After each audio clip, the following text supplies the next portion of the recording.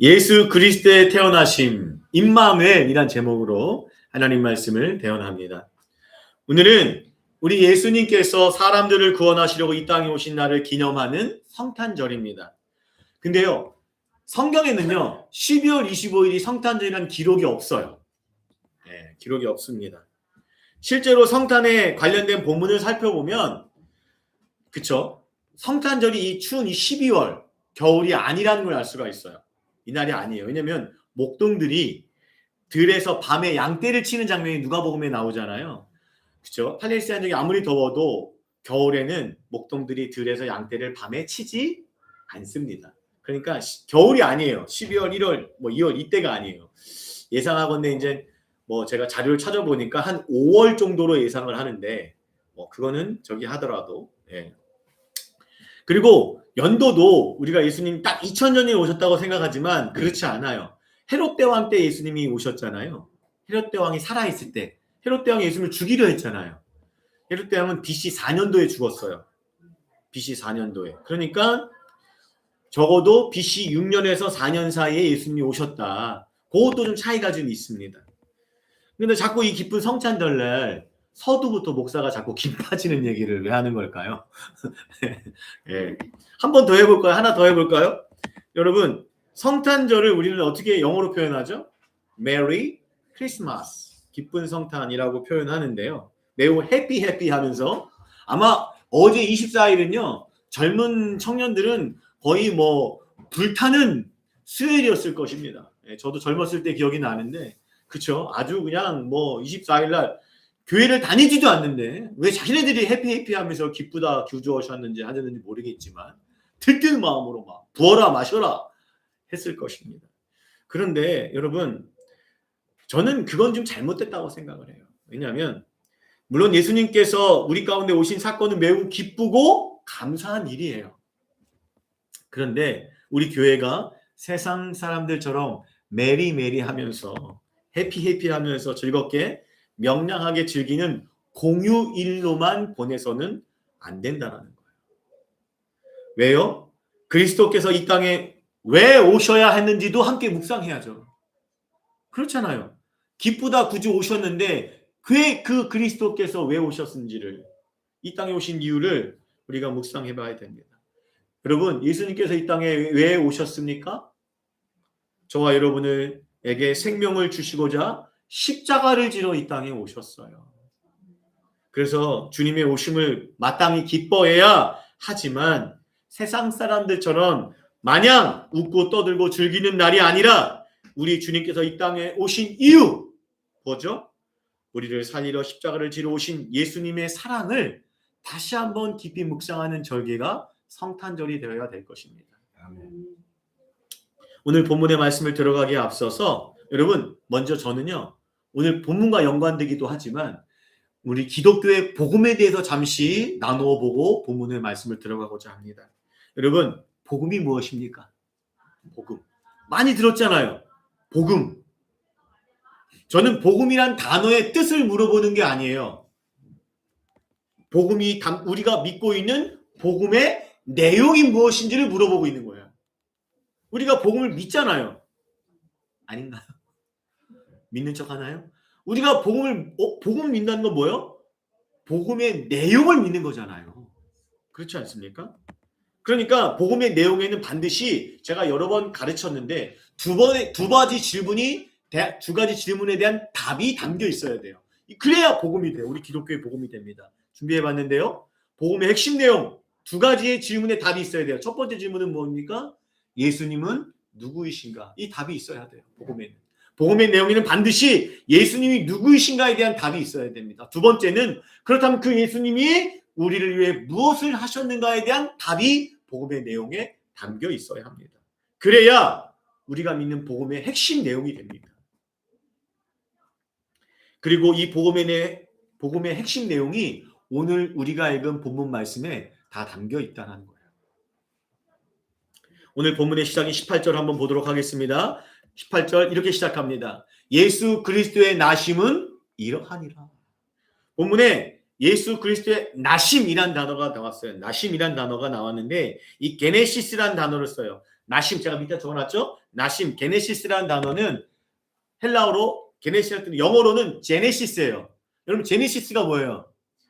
차 이름으로 생각을 하세요. 제네시스는 창세기란 뜻이에요. 그 목사님들이 창세기를 읽어야 되는데 자꾸 몰고 다니세요. 그러면 안 됩니다. 그러면 안 돼요. 네, 그 비싼 차예요. 봉고차 몰고 다니셔야지.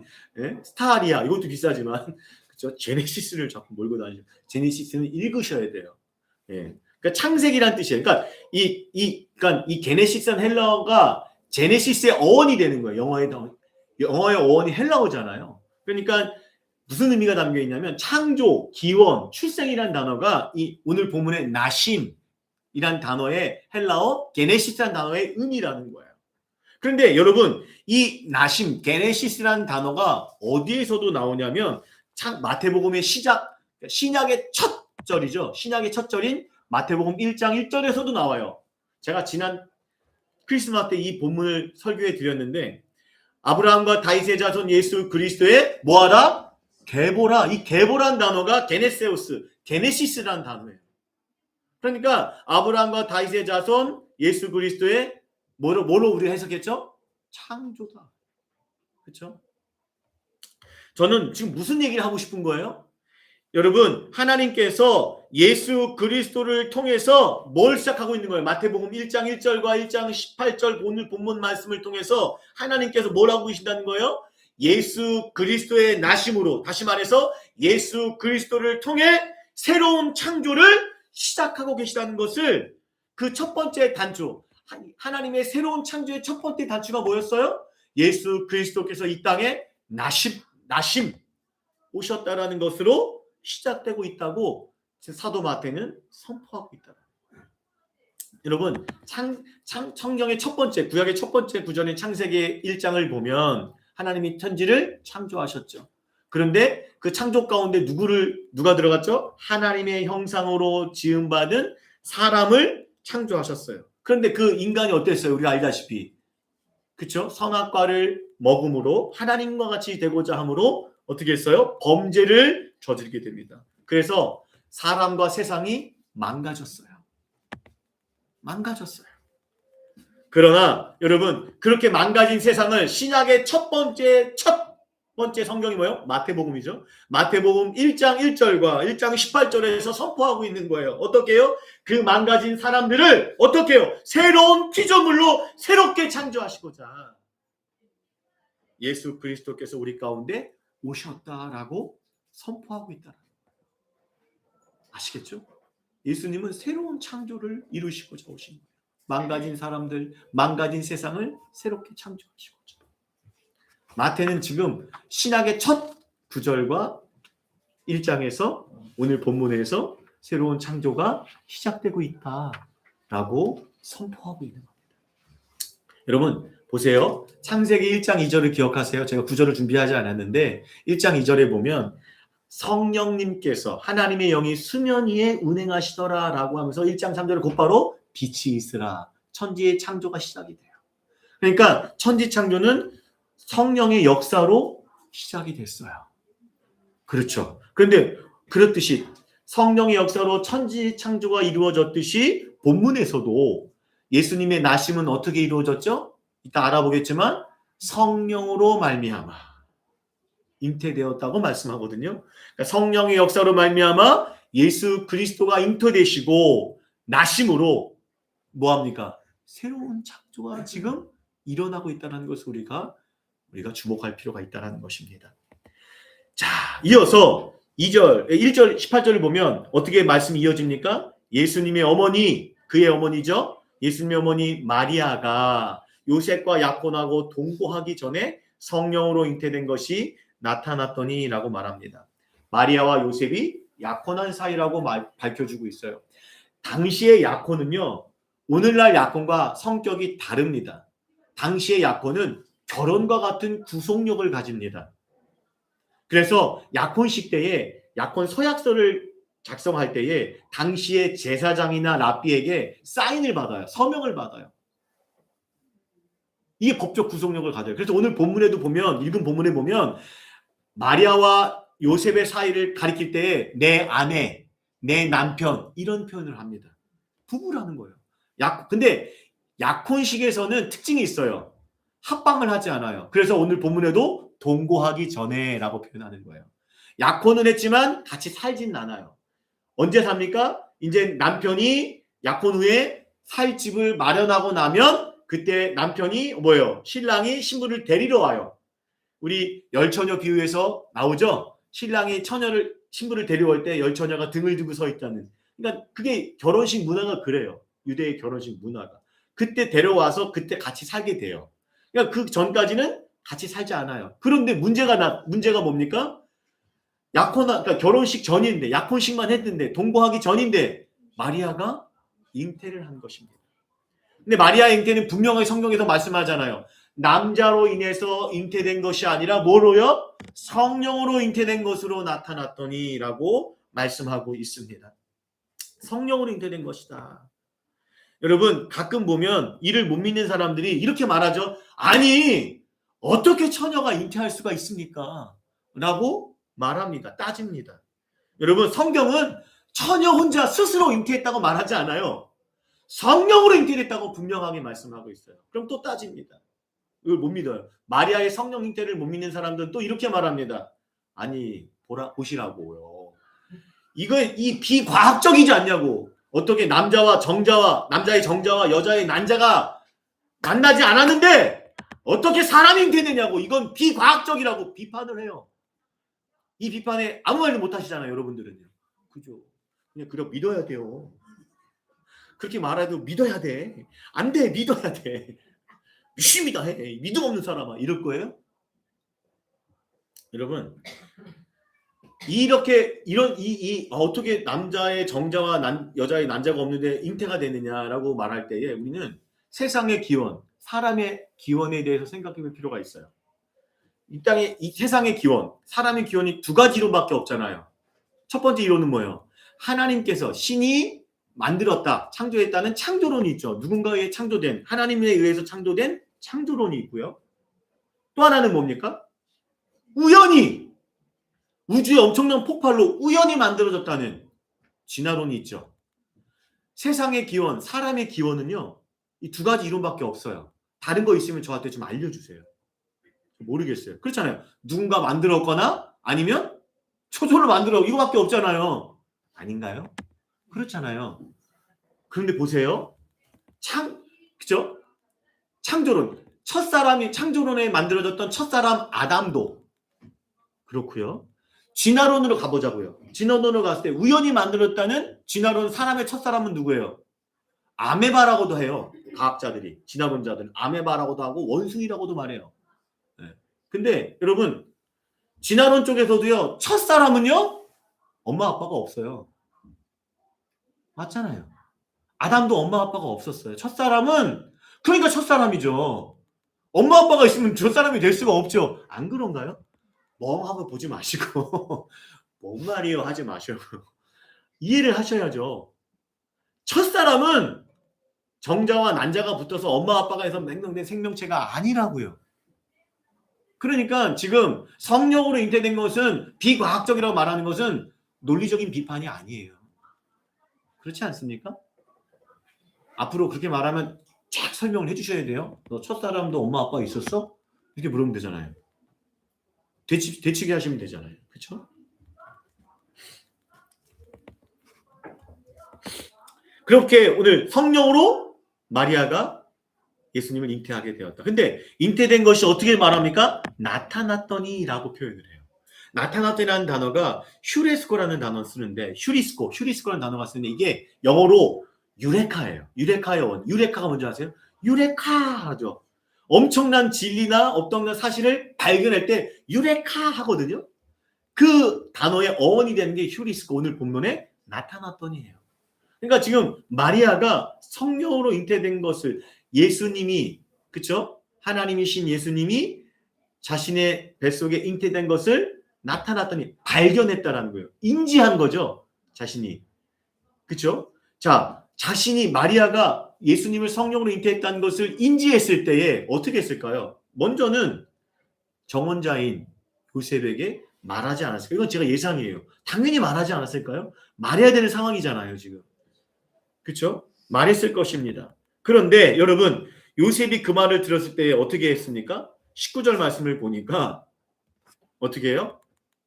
그를 드러내지 않고 가마지 끊고자 하여. 믿지는 못했던 것 같아요. 여러분 같으면 믿을 것 같아요?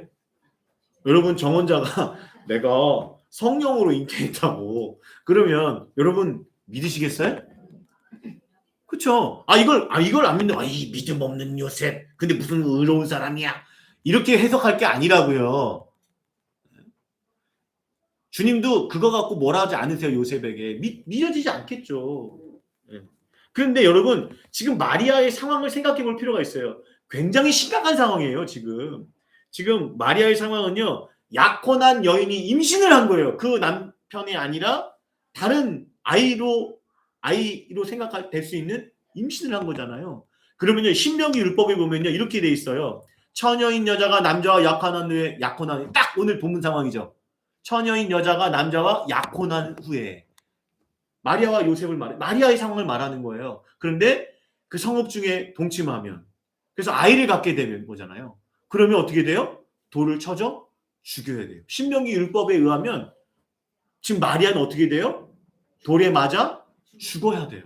근데 마리아가 지금 어떻게 결단합니까? 누가복음에 가보면 우리가 이 본문 했죠. 천사의 수태 고지를 듣잖아요. 너가 하나님의 은혜를 입어서 성령으로 아기 예수님을 잉태하게 될 것이다. 들을 때에 마리아가 뭐라고 말합니까? 주의 여종이오니 말씀대로 내게 이루어지리이다. 라고 하나님의 말씀을 받아들여요. 비록 성령으로 예수님을 잉태했어도 사람들이 마리아의 말을 믿어줄까요? 믿지 않겠죠. 남편인 요셉도 믿지 못하잖아요. 그러니까 조용히 끊으려고 했던 거 아닙니까? 믿지 않았을 것입니다. 그래서 마리아도 알았을 거예요. 내가 이 상황이 되면 나는 율법에 의해서 돌에 맞아 죽을 수 있다는 사실을 알았을 것입니다. 그럼에도 마리아가 뭐라고 말합니까? 나는 주의 종입니다. 그래서 자신을 뭐예요? 던져요. 하나님 말씀 앞에 던져서 주님의 말씀이 내게 이루어지길 바란다고 순종합니다. 여러분, 이게 주의 종이에요. 목사 안수 받아서 주의 종이 되는 게 아니라 하나님 말씀 앞에 어떠한 상황에서도, 그러니까 목사만 주의 종이 아닌 거예요. 성경은 그렇게 말하지 않아요. 목사들이 자꾸 그렇게 자신들의 특권을 위해서 그렇게 가르쳐서 그렇지 성경은 목사만 주의 종이라고 말하지 않아요. 하나님을 믿는 사람, 하나님을 믿는다는 건 반드시 뭐가 따라가요? 이거 답하셔야 돼요. 이제는 저한테 설교 들으시면 하나님을 믿는다는 게 뭐예요? 예수님을 믿는다는 게 뭐 하는 거예요? 예수님의 말씀을 믿고 순종하는 거잖아요. 믿음은 순종과 함께 가는 거예요. 그게 주의 종이에요. 내가 주의 종이라고 고백한다면 하나님께서 내게 들려주신 말씀 앞에 어떠한 상황에서도 뭐 하는 거예요? 순종하는 삶으로 살아가는 게 뭐다? 그게 주의 종이다. 참된 주의 종으로 살아가시길 주님의 이름으로 간절히 축원드립니다. 자, 반면에 그러면 마리아의 말을, 이 상황을 들은 요셉은 어땠을까요? 요셉 마음은 어땠을까요? 저 같으면요, 분노, 배반의 장미 뭐 이런 거 드라마 찍을 것 같아요. 분노가 그쵸? 배신감을 느꼈을 것 같아요. 그러나 요셉은 어떻게 합니까? 드러내지 않고, 이거 드러내지 않는 게 뭐예요? 마리아를 드러내지 않는 거예요. 마리아를 드러내지 않으면 누가 공경에 처하겠어요? 요셉이 공경에 처해요. 그리고 그 당시에 결혼할 때는 모하르 하는 결혼 지참금을 신부의 아버지께 줘요. 꽤 돼요, 비용이. 그 비용도 찾아야 되겠죠. 이거는 파혼해야 된다. 그렇죠? 이혼 사유니까. 여기선 이혼 사유거든요. 당시에 약혼은 이혼이에요. 결혼과 부성적으로 같기 때문에. 그리고 보세요. 사람들이 뭐라고 욕할까요? 요셉을. 지가 저 애를 저기 해놓고 저거 버리는 거 아니야? 그러지 않을까요? 본문을 그렇게 보시지 않아. 너무 거룩하게 보셔갖고 그래 맞아 이렇게 볼 게 아니라 요셉의 상황은 미치고 팔딱팔딱 뛰는 상황이에요. 지금 안 그래요? 이러지도 못하고 저러지도 데리고 살 자신도 없는 거예요.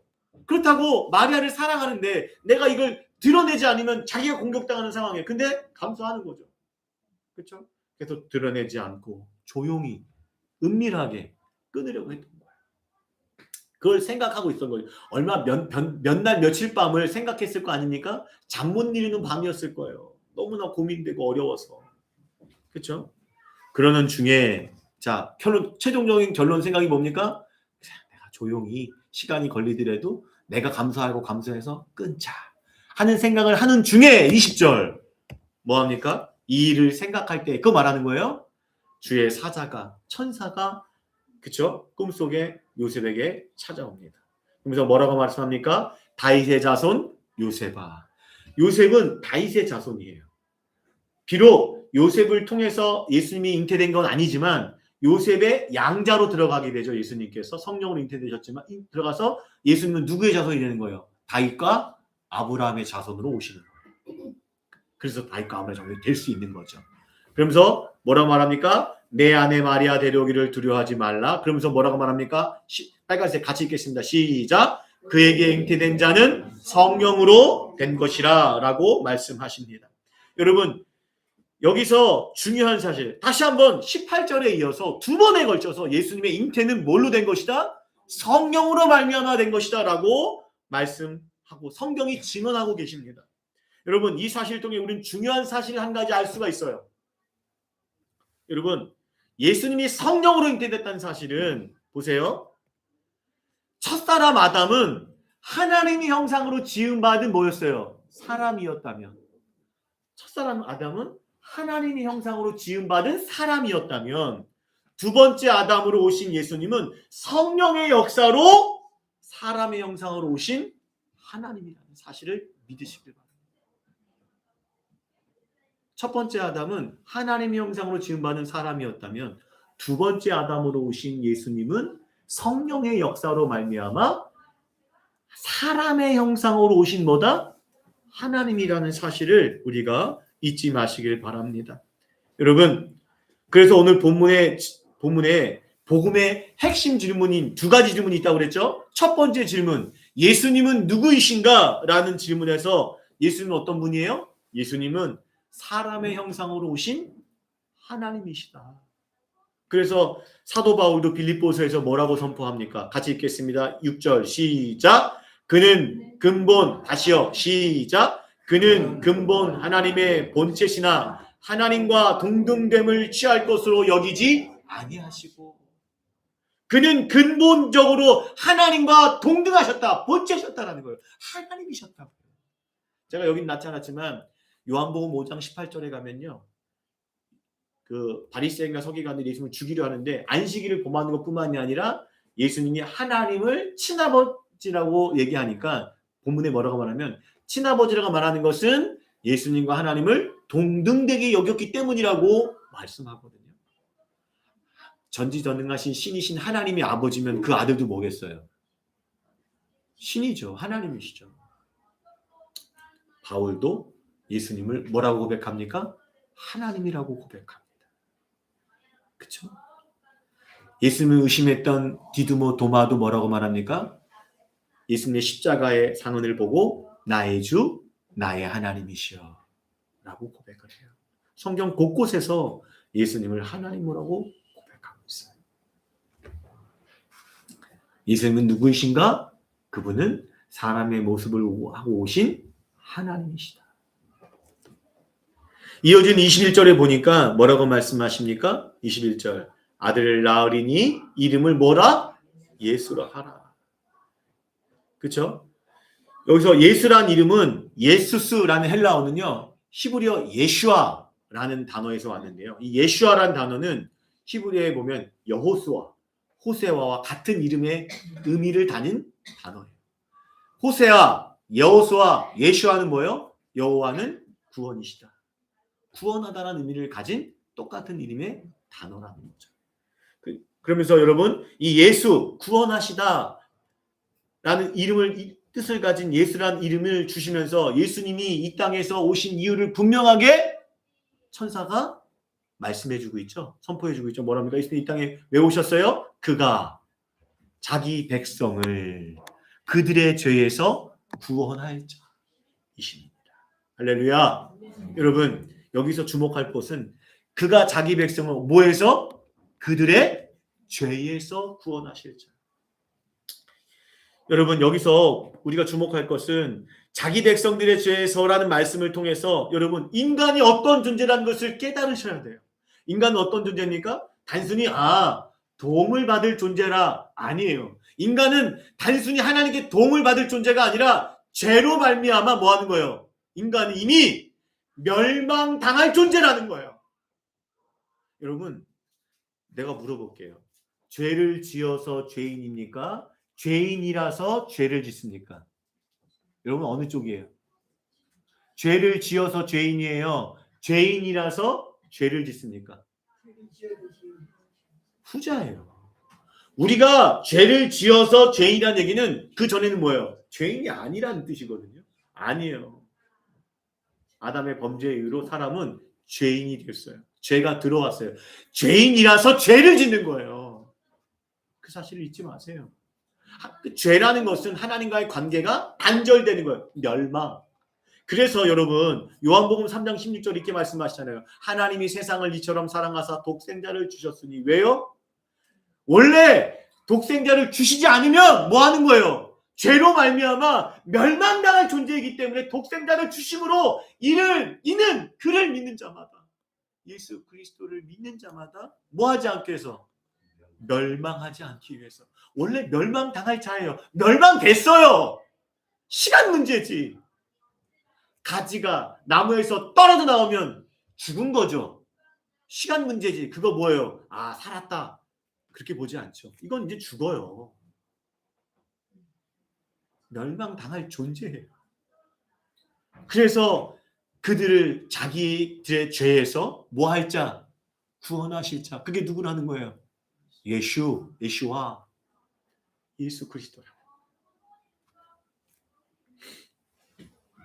그래서 호주의 신학자인 제가 좋아하는 신학자인데 레온 모리스라는 신학자는 이렇게 말합니다. 함께 읽겠습니다. 시작. 죄의 문제를 직면하지 않는 신앙은 성경적 기독교가 아니라는 거예요. 여러분 정말 내가 교회는 다니고 신앙생활을 하는데 뭐에 대한 의식이 없어요. 내가 하나님 앞에 여지없는 죄인이라는 그런 심각한 죄의식이 없다면, 죄에 대한 문제의식이 없다면, 그리고 교회를 다닌다 한들, 그래서 내가 그 사람이 권사 직분 받고 장로 직분 받고 목사 안수를 받는다 할지라도 그 신앙은 뭐예요? 성경에서 말하는 기독교인이 아니라는 거예요.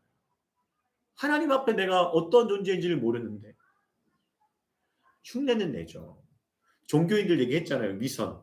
우리 누가복음에서 그렇게 흉내 내잖아요. 이 외식이라는 단어가 누가복음 12장 넘어가면 예수님 또 나오는데 외식이라는 단어를 직역하면 연기하다예요. 헬라어를 직역하면 연기 뭔지 알죠? 그렇죠? 그 배우들이 연기하잖아요. 진짜 아니잖아요. 신앙도 뭐 하는 거예요? 연기한다고요. 뭐가 없으면 죄의 문제에 대해 직면한 내가 하나님 앞에 여지없는 죄인이라는 사실을 심각하게 깨닫지 못하면 그의 신앙은 뭐예요? 다 연기일 뿐이에요. 왜? 회개가 없는데. 진정한 회개가 없잖아요. 이게 있어야 진정한 회개가 있잖아요. 그러니까 그리스도인은요. 내가 하나님 앞에 여지없는 죄인이라는 사실을 깨닫고 그렇죠? 그 죄는 율법으로 말미암아 깨닫게 하죠. 그래서 뭐예요? 그 율법이 우리 어디로 인도한다고 그랬어요? 나를 구원할 구원자를 갈망하게 돼. 그게 누구죠? 오늘 본문의 말씀처럼 예수 그리스도께 나아가게 한다. 그리스도인은 나의 죄가 어떤 하나님 앞에 얼마나 심각한 죄라는 것을 깨닫고 그리스도께 나아가는 자. 그리스도를 갈망하는 자가 뭐라고요? 그리스도인이라고요. 교회 다니면 그리스도인이라고 말하진 않아요.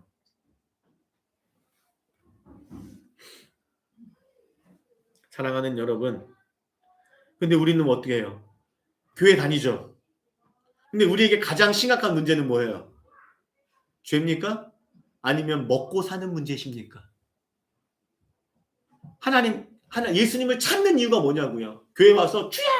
주여! 오늘 보니까 저기 여의도 순복음교회 목사님 주여 삼창시키더만 그러면서 여기 아프지 않게 해주시고 여기 기도하시던데 막 기도를 하시더라고요. 좋아요. 틀린 거 아니에요. 그런데 가장 먼저 우선되는 게 뭡니까? 예수님을 찾는 이유가 뭐예요? 내 죄 문제를 해결받아야죠. 먹고 사는 문제로 네 땅에서 더 잘 먹고 잘 살려고 예수님을 찾고 구하고 기도하고 신앙생활하고 교회 다니는 게 아니라 그냥 무병장수하려고 그게 오로지 그것만 목적해서 예수님을 찾고 기도하는 게 아니라 내가 하나님 앞에 죄인이라는 것을 깨닫고 죄의 문제를 죄가 있으면 여러분 이따 얘기했지만 죄가 있으면 하나님이 함께 할 수가 없어요. 출애굽기 하잖아요. 하나님이 함께 하시려면 금송아지 범죄를 한 이스라엘 백성들하고 함께 할 수가 없잖아요. 그래서 집 밖으로 나가버리세요. 가면 죽어요. 진멸한다. 한순간에 진멸해버릴 거라고 하나님께서 같이 안 간다고 하세요. 그들을 위해서. 거룩하신 하나님 앞에 죄가 있으면 죽어. 그 죄의 문제의 심각성을 깨닫고 주님께 나아가 주님과 함께하는 삶을 갈망하려고 교회를 다니는 겁니까? 아니면 왜 교회 다니세요? 왜? 예수 믿고 복 받아야 되니까. 그 복이 뭐예요?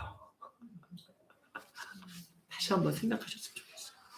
그냥 아무 생각 없이 세상 사람들이 절 다니듯이 안 믿는 사람들이 절 다니고 이거 하듯이 그렇게 신앙생활 하시면 안 됩니다.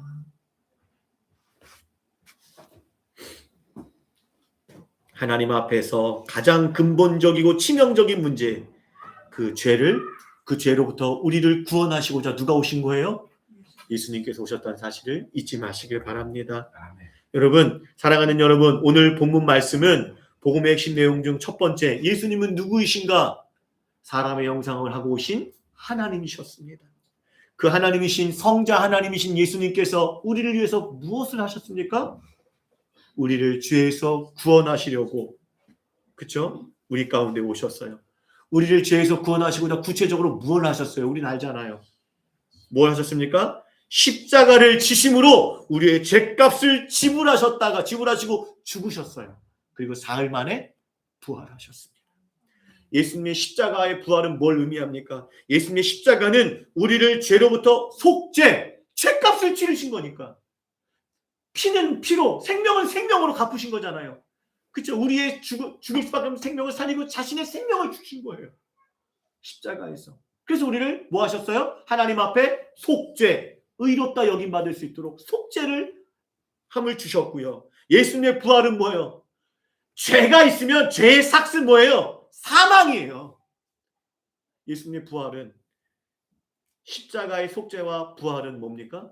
우리를 사망으로부터 자유하게 하는, 그게 부활의 영생을 주시는 거예요.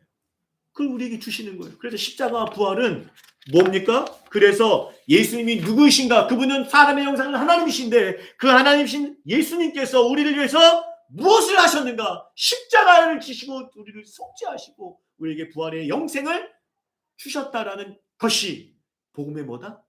핵심 내용. 우리가 믿는 내용이라고. 그거를 믿고 살아가야 된다는 것을 잊지 마세요. 그냥 달달달 외우지 마시고 여러분 마음에 깊이 묵상하세요. 왜요? 이것부터 생각하세요. 나에게 예수님은 누구이신가? 질문을 던지셔야 돼요.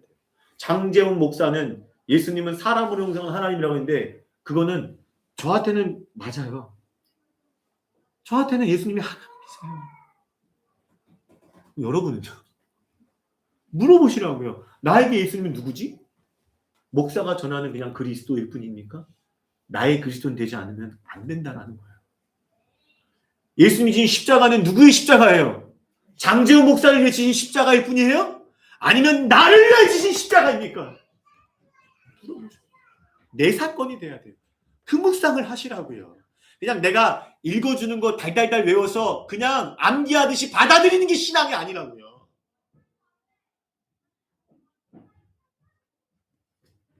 본문 22절 23절을 보겠습니다. 이 모든 일이 된 것은 주께서 선지자로 하신 말씀을 이루려 하심이니, 그러면서 이사야 7장 14절의 말씀을 인용해서 말씀하고 있죠. 천사가 이사야 7장 14절, 우리 교동문에 오늘 나왔죠. 교동문의 마지막 부분이 이사야 7장 14절 부분이었는데 14절에 자 뭐라고 되어 있습니까? 보라, 처녀가 잉타하여 아들을 낳을 것이요 그의 이름은 뭐다? 임마누엘이라 하리라 하셨으니 라고 했어요. 여러분 지금 구약 이사야를 통해서 예언된 예언이 누구를 통하여 예수 그리스도의 나심을 통하여 성취되고 있다는 것을 말씀하고 있습니다. 여기서 예수님의 또 다른 이름이 나오고 있잖아요. 예수님의 또 다른 이름은 뭡니까?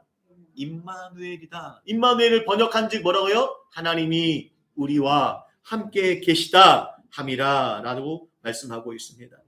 임마누엘이신, 그러니까 임마누엘이신 예수님께서 우리 가운데 성육신에서 오셨다는 사실은 뭡니까? 하나님께서 저와 여러분을 구원하시는 가장 강력한 증거가 돼요. 하나님이 오셨잖아요. 보세요. 하늘 보좌를 버리고 피조물, 죄인의 형상, 아까 빌립보서 2장 6절 보면은 우리와 같은 모습으로 종의 같은 형상의 모습을 가지고 이 땅에 오셨어요. 뭐하러? 그냥 너희들 구원해 줄 게가 아니라 너희를 구원하기 위해서 생명을 주시려고, 자신을 주시려고 오셨어요.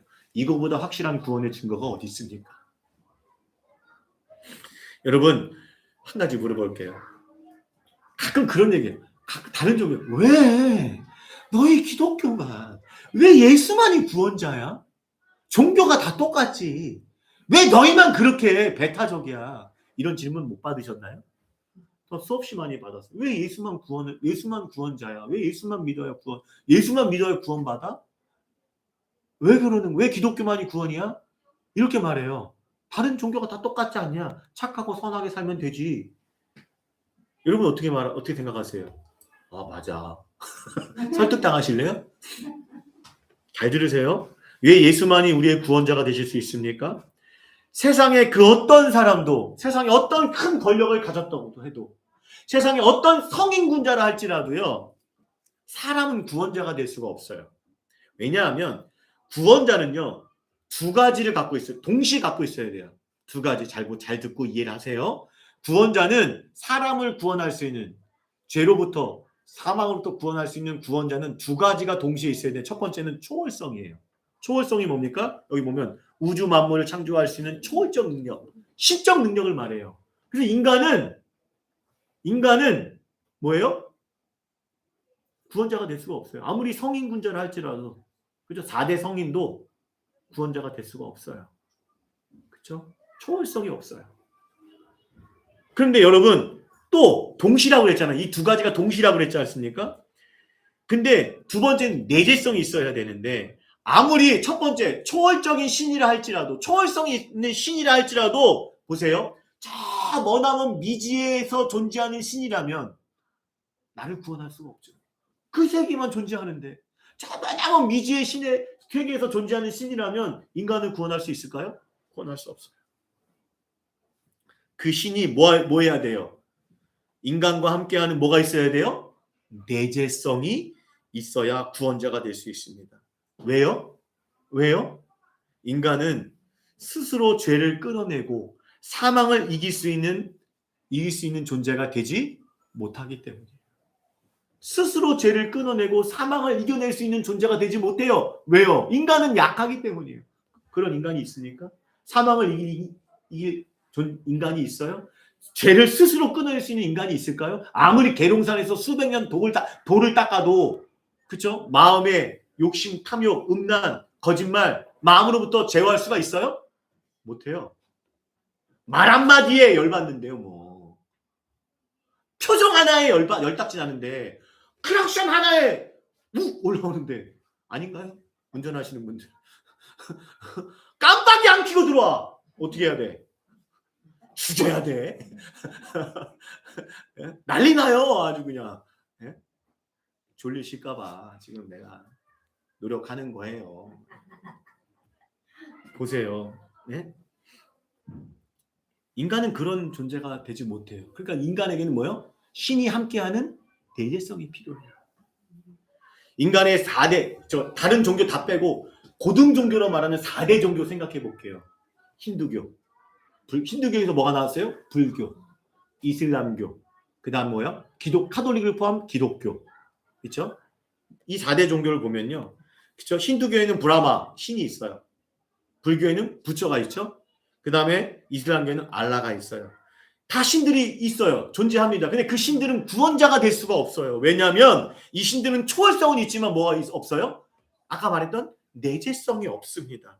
인간과 함께 해서 인간을 구원시키는 내재성이 없어요. 그렇기 때문에 인간의 구원은 인간이 자력으로 구원을 받아요. 불교 뭐 해야 돼요?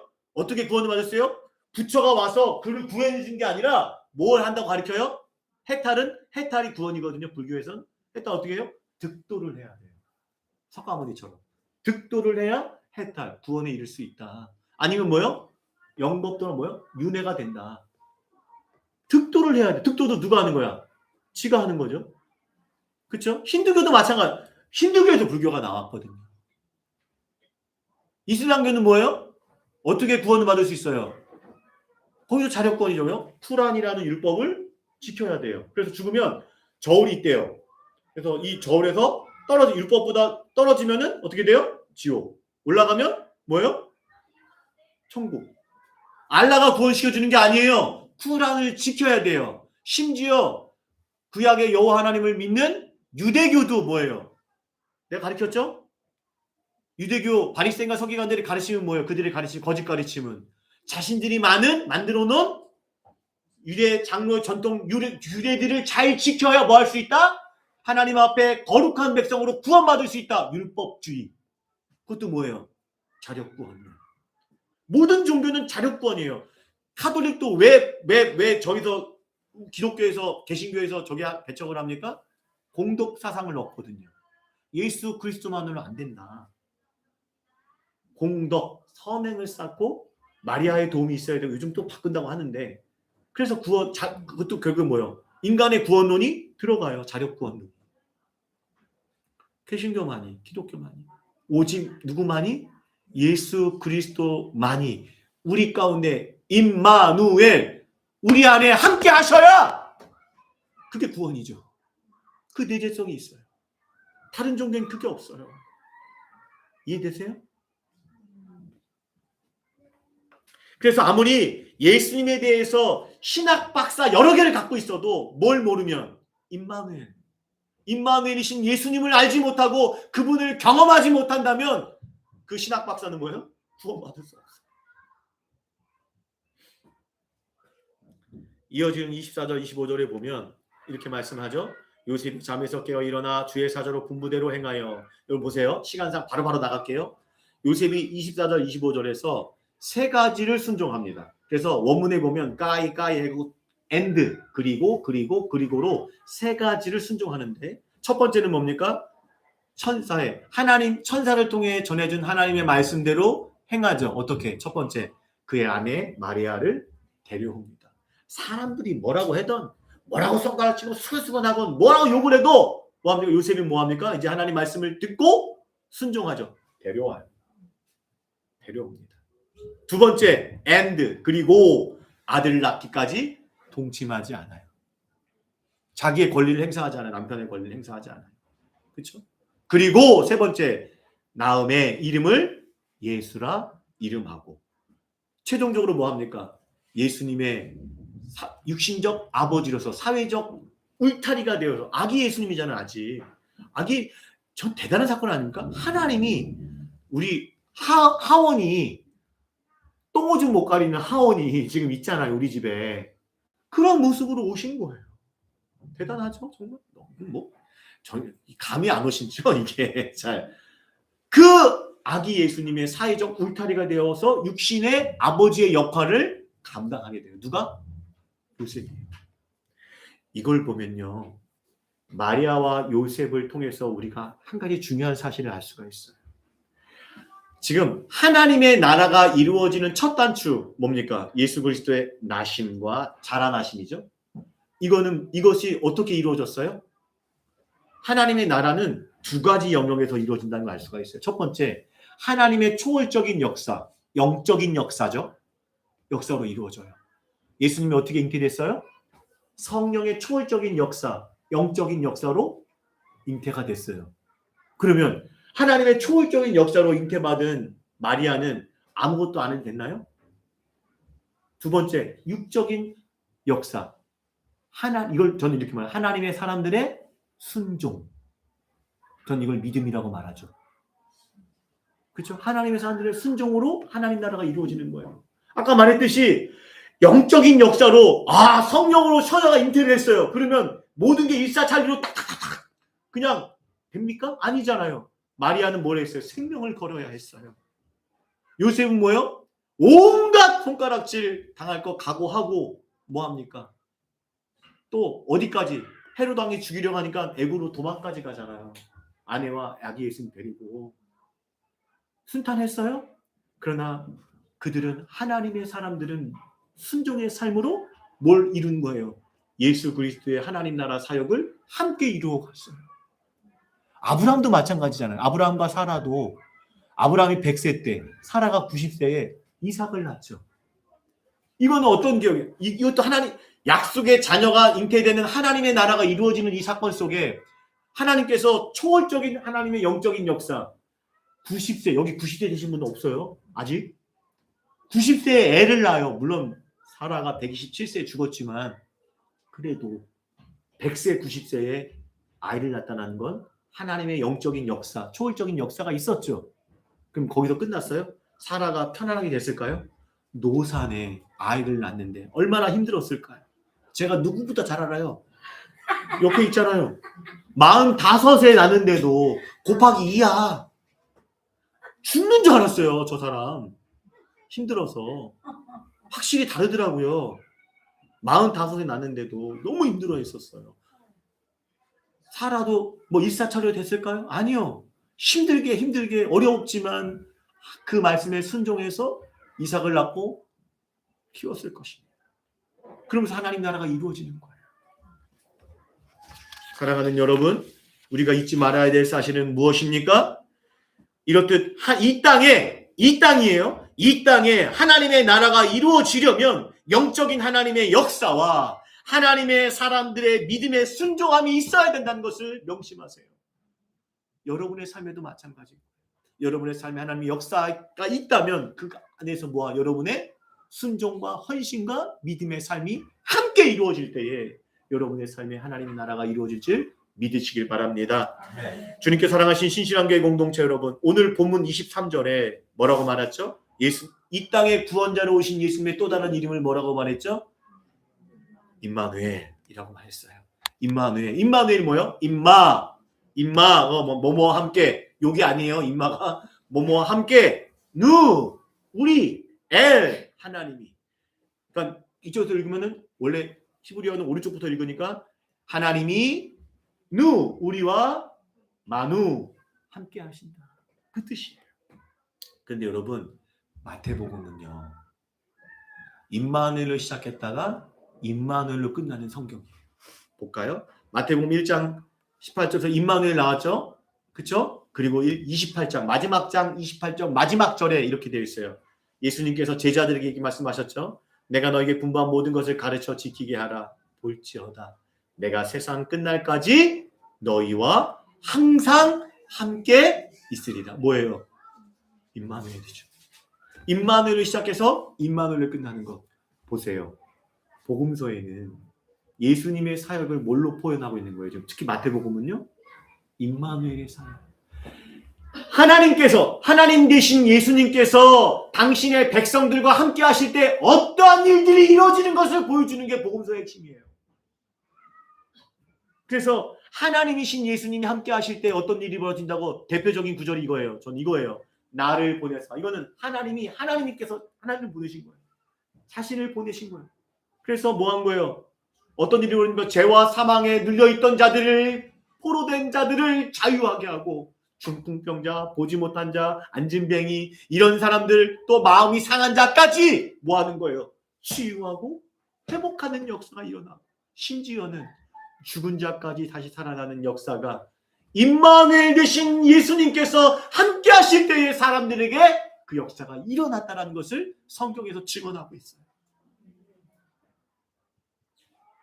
그런데 반대로 그 임마누엘의 역사는 어떨 때 일어났습니까? 예수 그리스도를 믿고, 그렇죠?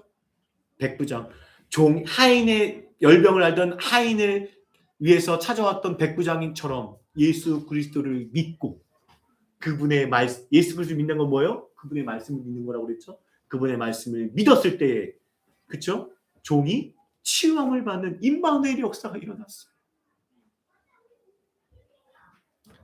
하나님의 사람들이 하나님의 말씀을 자신의 삶에서 받아들여서 믿고 살아갈 때 뭐가 일어나는 거예요? 임마누엘 역사가 일어나는 거예요. 임마누엘을 경험하시는 거예요.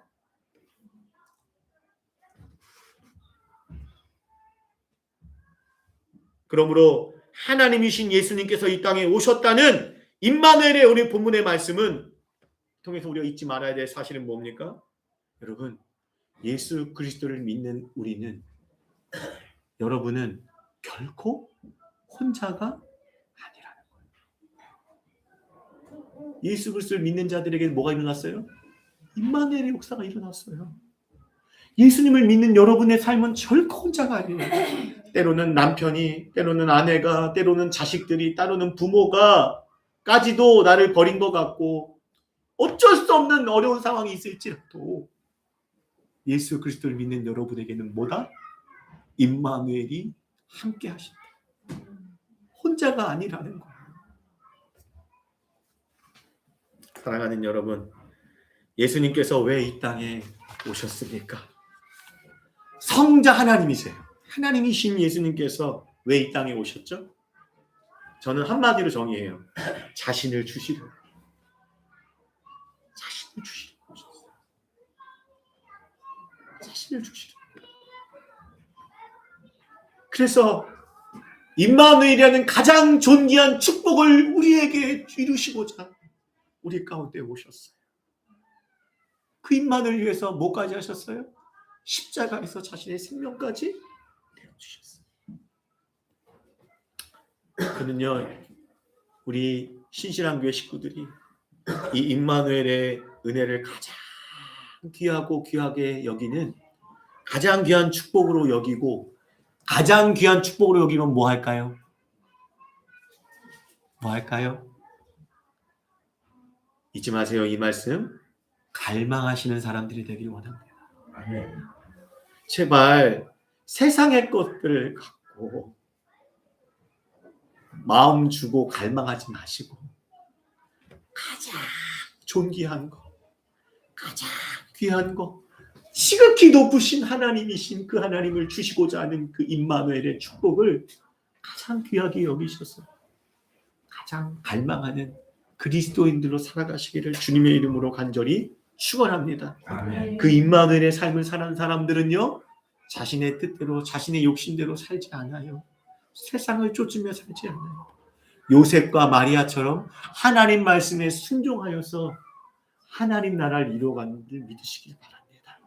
그러한 신실한 교회 식구들이 되기를 우리 주님 예수 그리스도의 이름으로 간절히 축원드립니다. 우리